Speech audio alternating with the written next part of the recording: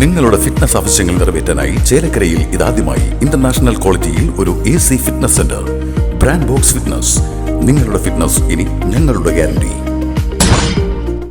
ചേലക്കര അന്തിമഹാകാളൻകാവിൽ ഭാഗവത സപ്താഹയജ്ഞത്തിന്റെ ഭാഗമായി രുക്മിണി സ്വയംവര ഘോഷയാത്ര നടന്നു.